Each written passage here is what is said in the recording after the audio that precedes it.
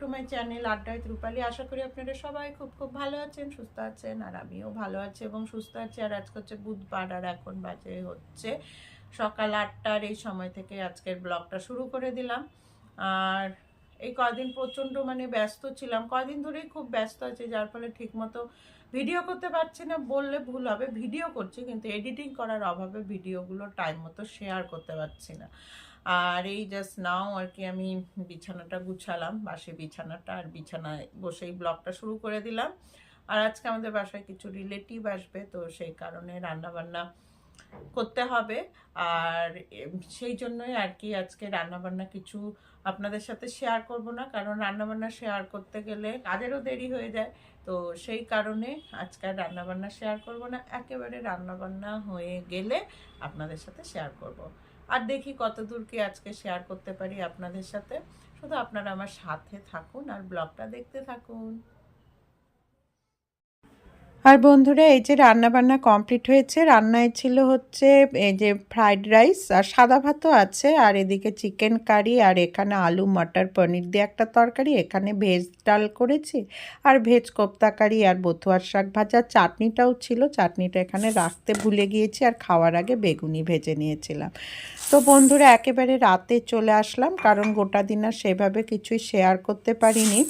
আর এই যে আমি এখানে 1 কাপ মুগ ডাল আর 1 কাপ সেদ্ধ চাল ভালো করে ধুয়ে নিয়ে জল দিয়ে ভিজিয়ে রাখছি, তার কারণ এটা দিয়ে আমি পরের দিন ব্রেকফাস্ট বানাবো। আর কিভাবে বানাবো সেটা আমি আপনাদের সাথে পরের দিনই শেয়ার করব। আর এই যে বন্ধুরা, একেবারে পরের দিন চলে আসলাম, মানে বৃহস্পতিবারে। আর এই যে আমি এখন ব্রেকফাস্টটা তৈরি করছি। আর এই যে এখানে আমি একটি তাওয়াতে প্রথমে তেল ব্রাশ করে তার উপরে কিছুটা জলের ছিটা দিয়ে দিলাম, আর চাল ডালটা যে ভিজিয়ে রেখেছিলাম সেটা দিয়ে এই যে মিক্সি জারে আমি একটা ব্যাটার তৈরি করে নিয়েছি, সেটাই আমি এখানে 2 হাতা মতো দিয়ে দিলাম। দিয়ে এই যে ভালো করে ছড়িয়ে দিচ্ছি। তারপরে এখন আমি ঢাকা দিয়ে রাখবো। আসলে পেস্টটা আজকে আর তৈরি করা দেখাতে পারিনি, কারণ সকালে এতটাই তাড়া থাকে যে আমি ক্যামেরাই অন করার সময় পাইনি। আর এই যে দেখুন কি সুন্দর ফুলে উঠেছে। এটা কিন্তু খেতে খুবই ভালো লাগে এইভাবে যদি ব্রেকফাস্ট করা যায়। আর এই যে দেখুন আমার রেডি। এটাকে অনেকে সরু চাকলি পিঠাও বলে, তো আমি এইভাবেই করি। আর এই যে লিকুইড গুড় দিয়ে আমি পরিবেশন করে দিলাম। তো তাড়াতাড়ি করে করলাম, কারণ হাজব্যান্ড আবার স্কুলে যাবে। আর দেখুন কি সুন্দর হয়েছে, দেখতে সুন্দর হয়েছে, খেতেও সুন্দর হয়েছে। আর একেবারে এখন আমি দুপুরে চলে আসলাম। এই বরলি মাছ কিনলাম বাড়ির উপর থেকে, সেটারই চচ্চড়ি করব। তো মাছগুলো আমি ভালো করে ধুয়ে নিয়ে লবণ হলুদ মাখিয়ে ম্যারিনেট করে রেখেছিলাম। তারপরে কড়াইতে তেল গরম করে তার মধ্যে মাছগুলো দিয়ে নিলাম। আর আমি না যে মাছালা আসে তার থেকেই মাছগুলো কেটে নিই আর কি, কারণ আমার মাছ কাটতে একটু অসুবিধায় লাগে। আর এই যে মাছগুলো আমার ভাজা হয়ে গিয়েছে। তো এইভাবেই আমি সব মাছ ভেজে নিলাম। তারপরে যে তেলের মধ্যে আমি একটু রাঁধুনি আর একটু কালো জিরা ফোড়ন দিয়ে তার মধ্যে সমস্ত সবজি একবারে দিয়ে দিলাম, এমনকি পেঁয়াজও দিয়ে দিলাম। ইচ্ছা করলে 2-3 কোয়া রসুনও দেওয়া যেতে পারে, আমি আজকে রসুনটা ব্যবহার করিনি। আর দিলাম পরিমাণ মতো লবণ আর হলুদ। আর এই যে ভালো করে আমি ভাজা ভাজা করে নিচ্ছি, ঢাকা দিয়ে দিয়ে করব। আর এই যে দেখুন আমার ভাজা প্রায় হয়ে গিয়েছে। তো বন্ধুরা, আজকে সেইভাবে কোনো কাজকর্ম শেয়ার করতে পারলাম না, শুধু রান্নাগুলোই দেখাচ্ছি। আর এই যে সবজিগুলো ভালো মতো ভাজা হয়ে গেলে আমি এর মধ্যে মাছ ভাজাগুলোও দিয়ে দিচ্ছি। তো এখন আমি ঢাকা দিয়ে দিয়েই চচ্চড়িটা করব। তো সবজির সাথে সাথে মাছগুলো সুন্দর সেদ্ধ হয়ে যাবে। আর এরকম মাঝে মাঝে একটু একটু জলের ছিটা দিব, কারণ আমি এর মধ্যে সেইভাবে জল ব্যবহার করব না।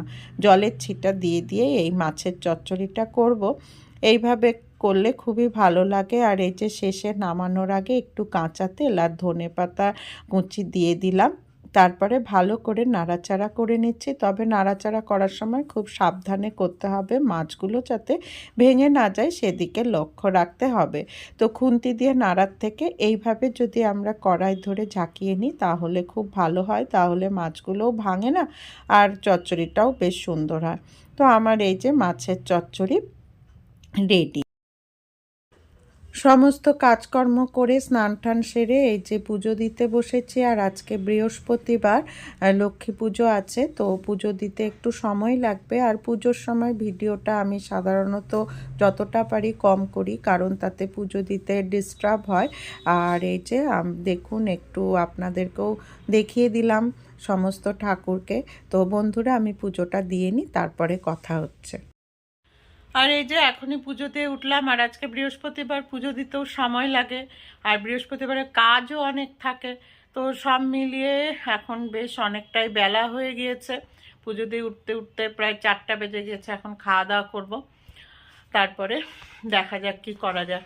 তো ঠিক আছে বন্ধুরা, এখন খাওয়া দাওয়া করি, তারপরে আবার যদি পারি তো আসবো। আর এই যে সমস্ত কিছু ছেড়ে এখন আমি আর ছেলে খেতে বসেছি। এটা আমার ভাত, আর ওই যে ওখানে ছেলে বসেছে। আর আজকে খাওয়ারে ছিল ভাত, মেথির শাক ভাজা, ডাল শুকনা, আর ছিল হচ্ছে মাছের চচ্চড়ি। মাছের চচ্চড়িটা কিন্তু খেতে খুব ভালো হয়েছিল।